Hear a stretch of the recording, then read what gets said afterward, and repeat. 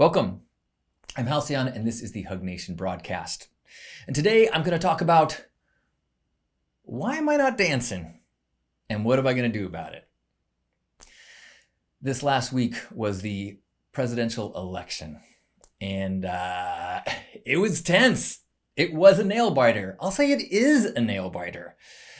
And this is this is a huge part of why I have been struggling and why I've had some difficulty being, happy and joyful. Not because of the projected winners.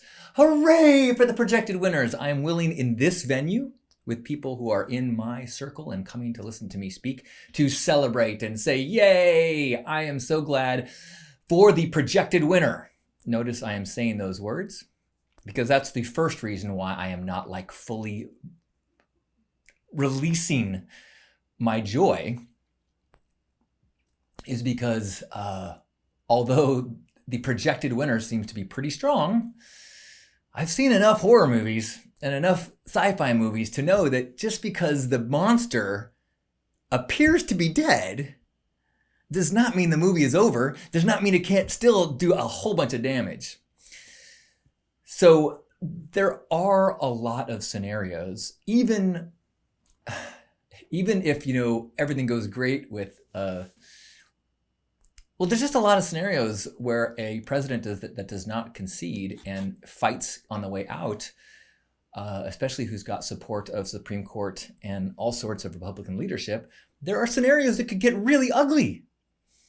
Even outside of political, there are scenarios within supporters, angry and potentially violent supporters, it could get really ugly. So it's hard to get excited until the peaceful transfer of power has happened peacefully. So that's one reason why it's I'm yes, I am excited that we will have a man of decency as our figurehead.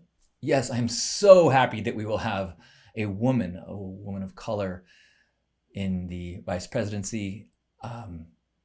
These are absolutely reasons to celebrate. But because we are still in this kind of is the monster dead? That's one reason why I'm not dancing yet. Another reason is that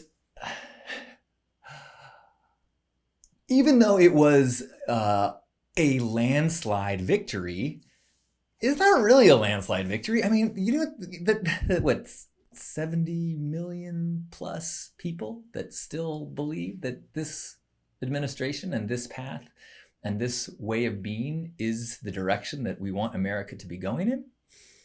That is unsettling.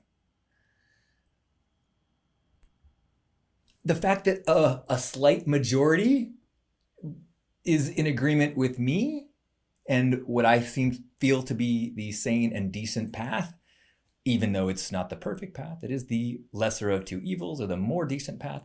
The fact that so many people have the seemingly opposite idea of what we should be projecting as a country and treating one another in the world, that's unsettling. I had a very similar feeling after Bush won his second term, where I'm like, wait, you know what this dude is capable of, and you still want him? And I had the same struggle when Trump won 4 years ago, where I was like, who the fuck are these people in my neighborhood? Neighborhood meaning the world, because I think my neighborhood is pretty left-leaning. The realization that the people that are my comrades, that are my fellow Americans, could be so diverse in our thoughts, and that my concept of what my country was and where we were headed is so different from so many people. Even if now it may be the majority, it's still it's not a massive tide. It is a little more than half kind of feeling, and that's just wow, it's scary. It makes me feel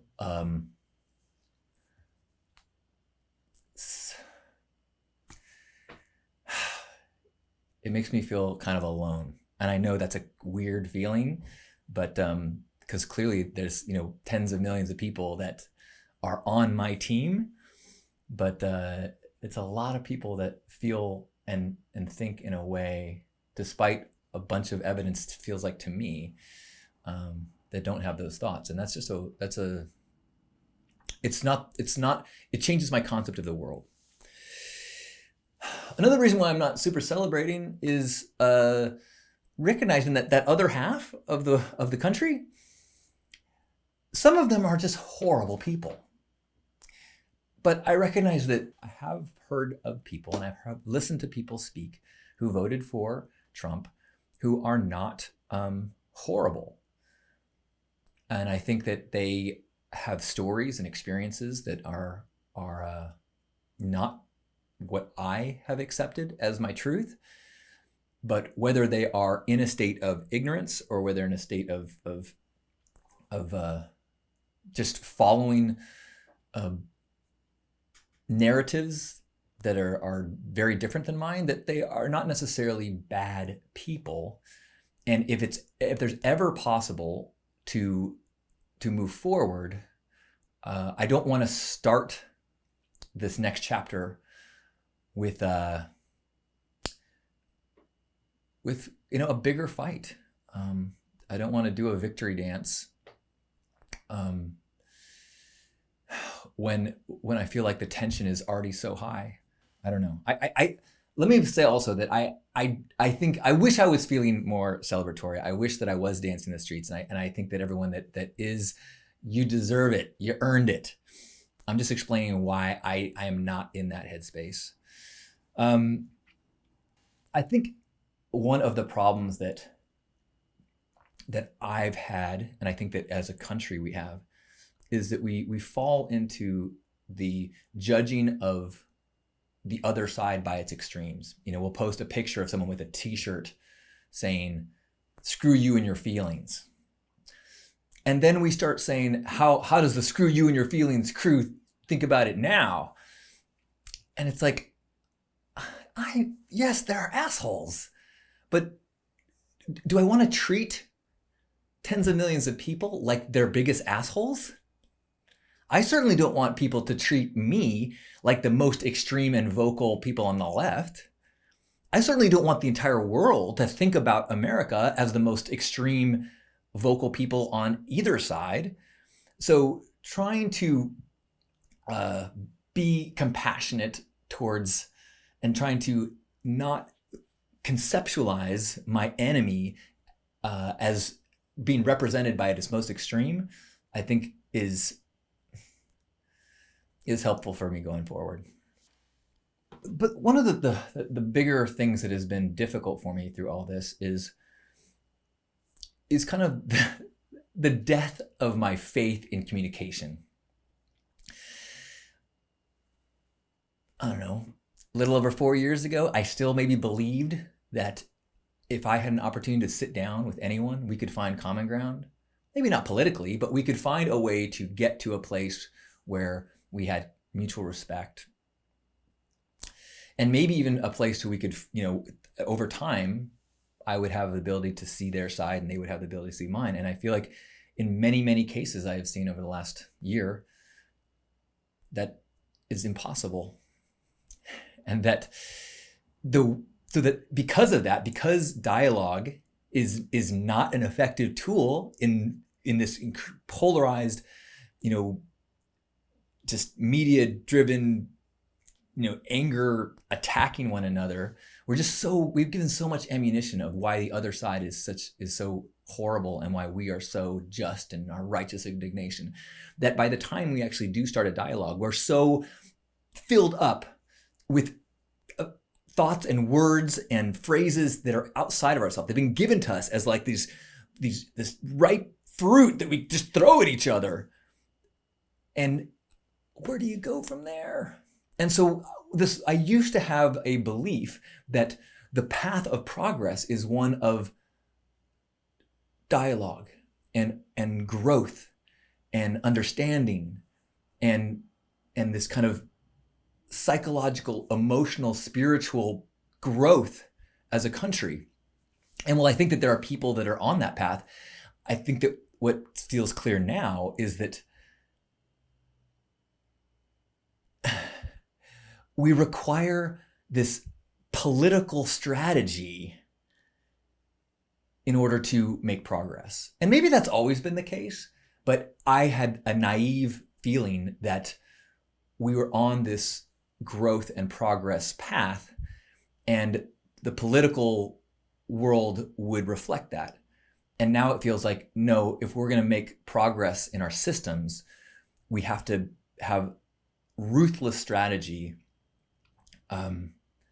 rather than just doing good and having faith. And that's distressing. Also, even if there was like, if Trump had stepped down or conceded and everything looked clean right now, everything was going to be good, I still feel like there's a degree of like gun shy PTSD of like, how many times over the last 4 years have I been like, are you serious? What? How did that pop? Like, it's like, so, until things are different, I am going to keep feeling like the other shoe could drop. There still could be a surprise. There still could be like, the Republicans and Trump continue to do things that nothing in history would go, whoa, you can't do that. And then you realize, well, legally they maybe can. It's just totally against the traditions of our country, totally against maybe what I would think and see as like virtuous and righteous behavior, but those are not the guiding principles. And so I'm still a little afraid of seeing something happen outside of my headspace of like, what is possible? What could a human do? What could an administration do? What could a political party do? And until that's no longer possible, I'm still a little, it's hard for me to dance yet. So what am I going to do about it? A couple things. The first thing I need to do is rebuild my bubble. I recognize that I live in a bubble. I live on the West Coast. I have a burner community. I get most of my information through social media, which is curated.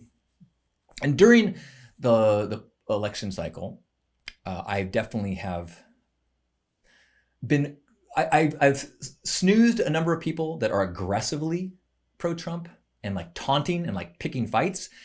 And I've snoozed a number of people that are in the QAnon and unfriended examples of both as well. But I've also kept examples through Twitter and Facebook. I've kept people in my field so I can be aware of what these other realms of perspectives are like.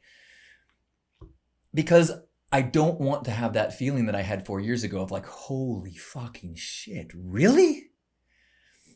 And because I'm trying to stay aware of this other narrative, that's a toxic experience. I do think that it's necessary, because if I didn't have that experience, I might have believed, I don't need to do anything. There's no reason for me to speak up or do whatever. I might get lazy because my bubble says everything's fine. So, but as I disintegrated my bubble and exposed myself to so much toxic thoughts, that wears on me. The process of politics is pretty taxing. So I need to work on the discipline of the information that I intake. I don't mean put my head in the sand and pretend that, everything's fine. I mean, find out, what is the balance. There are people that a QAnon friend that every time he posted, I would read it and then I would look at the comments just because I was like trying to figure out, like I wanted to stay aware of these perspectives. I don't need to do that. I didn't even need to do that. Once I knew, I guess I did need to, because I wanted to know like the degree of how significant were these perspectives. But I don't need to know that now. I just need to know that those are perspectives, and every once in a while maybe figure out how those things are changing. But I don't need to, at a daily basis, remind myself of this presence. So that's one thing. Another thing I need to do is re-find my sweet spot. And this is kind of related, but I feel like in life, in all realms, you find your sweet spot. You know, like, you know, you want to eat good enough so that you feel good. But that doesn't mean, you know, you eat perfect all the time. You eat, you know, like, or, you know, like, and that your sweet spot will change. Like, I used to drink bottled water, and I would order crates of, you know, cases of bottled water. And then I realized, oh, that no longer, now that I learned more, now my sweet spot of my environmentalism shifted. So I now have a reusable water bottle. And then maybe I learned some more, and then this is my sweet spot. And then maybe I learned that, oh, recycling doesn't do what I thought it would. And maybe I throw away a cardboard box more often because my sweet spot just shifted a little bit. Or like with the homeless, like I help the homeless once a month and I feel good about that. Do I help the homeless every day? No. You know, I give a little bit to charity. Do I give all my money to charity? No. I find a sweet spot where I feel good at. And I think that paying attention to politics is another place where you find your sweet spot, where you stay aware, that feels okay and good, but not so involved that you are in this, you know, panic state. And I feel because of the stakes and because of where we were, it felt like it was important to go beyond my sweet spot in politics during the election season. And now it's time to pull back and find out what that's, and return to that sweet spot. So I don't, you know, tax my system in the same way. Another thing that I need to practice is focusing on experience over stories. One thing that is so easy to forget is that in our dialogues with friends online, most of the time we are communicating things that we did not actually experience. We learn about something, it resonates with us. Either we trust the person who said it or it just feels right. And then we say it again to people. We share some perspective. I just shared election results, for example. Now, did I experience that? Do I know? I read these things and I trusted these things. But I did not participate in ballot counting. I did not... I did not see an announcement in any, you know, there's a difference. If you do an experiment and you see gravity work, yes, that's different than someone telling you, hey, gravity is a thing. Maybe that's a bad example. Maybe it's a great example, but there's a difference. And so when you start to realize that in your conversations, you can start to like, wait, how worked up am I getting about something that I have not really experienced? I'm arguing about something that is a story that I resonate with. And this is significant in politics because so much of the anxiety, so much of the aggression and the anger and the fighting is based on stories that you would not know anything about if you did not go online or watch television or read a paper. Your day-to-day reality, the experiences in your garden with your friends, with your neighbors, with your body, these things are truth. This is your reality.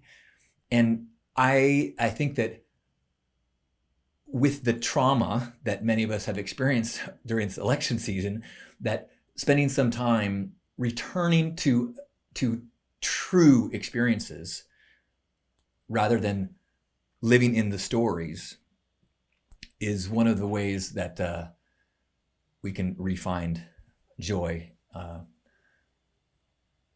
And I think, you know, if I was free from stories, of course I would be dancing in the streets. Not because of any victory outside, but because I'm tuned into the sunshine of this day and the miracle of being alive. So that's where I'm headed. And related to that is crap or cone. You know, it so often comes back to that, crap or cone. You know, at every moment in your life, you're holding an ice cream cone in one hand and you got one foot in dog shit. You've got aches and pains and people that don't like you. You got political frustration. And at the same time, you've got laughing babies, your favorite food, incredible sunsets, caring friends. And the degree in which you enjoy your life is where you place your focus. And I feel like when politics become a big part of your thoughts, it forces you to be very crap focused. And that's not a bad thing. The idea is you get crap focused and then return to the cone. You don't pretend there's no crap. You get crap focused when you need to. If you see poop on the ground, walk around it. Clean off your shoe when you can. But don't get so focused on crap that you set down your ice cream cone. And I think, you know, when the political climate just gets thick, it's hard not to put down your ice cream cone and really just kind of get in there and smell the poop and smell what other people are sniffing and get really eyes to the ground, looking for poop, looking at poop, talking about poop. And so I think, while not ignoring the fact that we've got a long poop-covered road ahead, that stop and eat ice cream as often as possible so that the walk is bearable and, when, if possible, joyful. So that is my plan, and that is why I have not been dancing, not celebrating. Some caution, some shell-shocked, some, you know, bad habits of being out of balance in my focus. And I'm slowly, you know, trying to trust. I know everything is going to be okay.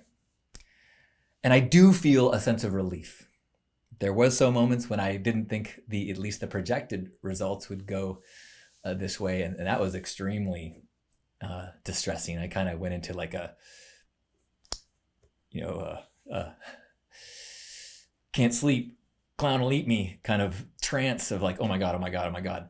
So there is a relief, and I think I'm looking forward to more optimism. But I also, you know, just want to acknowledge where I'm at. So dance on, brothers and sisters, and all those who don't identify by those terms. And I hope to be dancing with you soon. I love you. Thank you. Hey, sign up for my newsletter and I will send you free access to my 2 short films. One is about Burning Man and one is about my grandfather. List.hugnation.com and you get free access to both those films.